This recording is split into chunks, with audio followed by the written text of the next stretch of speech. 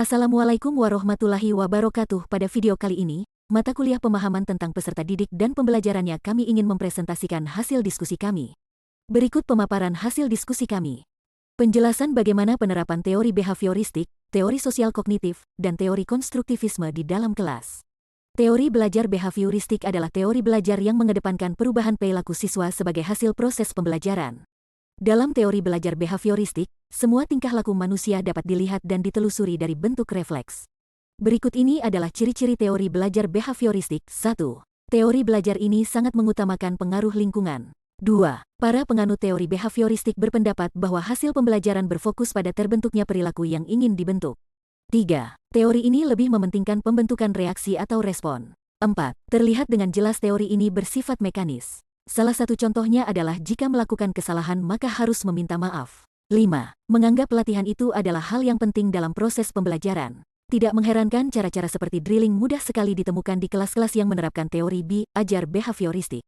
Beberapa kegiatan di kelas yang dapat dikategorikan sebagai penerapan teori belajar behavioristik antara lain. 1. Guru harus menyusun materi atau bahan ajar secara lengkap, dimulai dari materi sederhana sampai kompleks. 2. Guru lebih banyak memberikan contoh berupa instruksi selama mengajar. 3. Saat guru melihat ada kesalahan, baik pada materi maupun pada siswa maka guru akan segera diperbaiki. 4. Guru memberikan banyak drilling dan latihan agar terbentuk perilaku atau pembiasaan seperti yang diinginkan. 5. Evaluasi berdasarkan perilaku yang terlihat. 6. Guru dituntut memiliki kemampuan memberikan penguatan, reinforcement, baik dari sisi positif dan negatif. B. Kognitif. Teori belajar kognitif adalah teori yang menjelaskan bagaimana faktor internal dan eksternal mempengaruhi proses mental individu untuk melengkapi pembelajaran. Teori belajar kognitif berfokus pada penggunaan unsur kognitif dalam proses belajar. Sebenarnya teori ini muncul sebagai reaksi terhadap aliran behavioristik yang memandang bahwa perubahan perilaku seseorang dapat diamati dan diuji berdasarkan hal yang terlihat jelas. Contoh kegiatan yang bisa Bapak dan Ibu guru lakukan dalam pembelajaran kognitif antara lain. 1. Minta siswa untuk merefleksikan pengalaman mereka melalui pembuatan jurnal atau laporan harian tentang kegiatan apa saja yang mereka lakukan. 2. Mendorong diskusi berdasarkan apa yang diajarkan dengan meminta siswa untuk menjelaskan materi pembelajaran di depan kelas dan ajak siswa lainnya untuk mengajukan pertanyaan. 3. Membantu siswa menemukan solusi baru untuk suatu masalah untuk mengembangkan cara berpikir kritis. 4. Minta siswa untuk memberikan penjelasan tentang ide atau pendapat yang mereka miliki. 5. Membantu siswa dalam mengeksplorasi dan memahami bagaimana ide-ide bisa terhubung. 6. Meningkatkan pemahaman dan ingatan siswa melalui penggunaan visualisasi dan permainan dalam menyampaikan materi.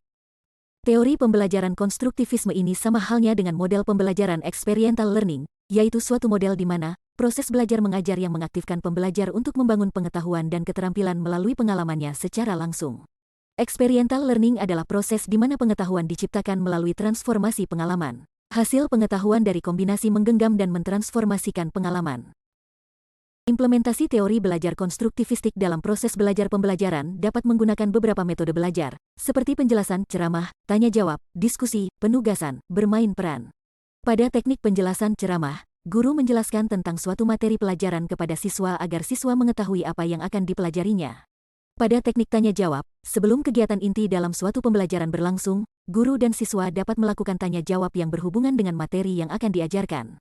Hal ini berguna untuk mengetahui sejauh mana pemahaman siswa terhadap materi tersebut dengan memanfaatkan pengetahuan awal, dasar, yang dimilikinya. Pada teknik diskusi, siswa mendiskusikan dengan siswa lainnya dan guru mengenai materi pelajaran tersebut. Metode penugasan merupakan suatu cara dalam proses belajar mengajar dengan jalan memberi tugas kepada siswa. Penggunaan metode ini memerlukan pemberian tugas dengan baik, baik ruang lingkup maupun bahannya. Pelaksanaannya dapat diberikan secara individual maupun kelompok. Metode pemberian tugas ini juga dapat dipergunakan untuk mendukung metode pembelajaran yang lainnya. 2. Penjelasan model-model pembelajaran apa saja yang terbentuk berdasarkan prinsip konstruktivisme. Model pembelajaran dengan pendekatan konstruktivistik dapat menjadi solusi dalam menjawab kesenjangan dunia pendidikan ideal dengan kehidupan realistis yang dihadapi siswa dewasa ini. Lewat pembelajaran konstruktivistik, siswa akan mampu untuk melihat dan memahami realitas, mengembangkan kemampuan berpikir dan melibatkan perasaan yang memotivasi mereka untuk berbuat sesuatu yang konkret. Ide sentral teori konstruktivistik menyebutkan bahwa proses belajar merupakan proses pengonstruksian pengetahuan. Inti dari aplikasi pendekatan konstruktivistik dapat ditemui dalam pembelajaran kooperatif, model belajar penemuan, inquiry, model jigsaw, kooperatif scripting dan model investigasi kelompok. Meningkatkan motivasi para siswa yang ada di kelas dengan gambaran sebagai berikut. A. Tania, 7 tahun, memiliki kemampuan rendah dan keinginan yang rendah untuk sukses. Cara meningkatkan motivasinya yaitu 1. Memahami karakteristik anak. 2. Menerapkan metode tertentu kepada anak yang lambat memahami pelajaran. 3. Dibicarakan dengan orang tua siswa tersebut. B. Samuel, 10 tahun, yang bekerja keras untuk menjaga harga dirinya pada tingkat tinggi, tetapi memiliki rasa takut akan gagal yang kuat. Cara meningkatkan motivasinya yaitu 1. Membantu anak melihat sisi baik dari kegagalan, bahwa kegagalan bukanlah sebuah hal yang memalukan dan harus dikejar. 2. Mendorong dan memuji Samuel atas usahanya walau gagal bukanlah hal yang bisa membuat kita berhenti untuk melakukan sesuatu, tetapi kita harus tetap berusaha dan berlatih agar apa yang kita jalani itu berhasil. 3. Menjadi teladan bagi anak dengan memberikan contoh sikap yang positif ketika guru pun mengalami kegagalan. 4. Memberitahu Samuel bahwa tidak ada manusia yang sempurna. 5. Jalin kerjasama dengan orang tua. D. Robert, 16 tahun, yang menunjukkan sedikit minat di sekolah dan saat ini tinggal bersama dengan bibinya. Anda sudah tidak dapat menghubungi orang tuanya. Cara meningkatkan motivasinya yaitu 1.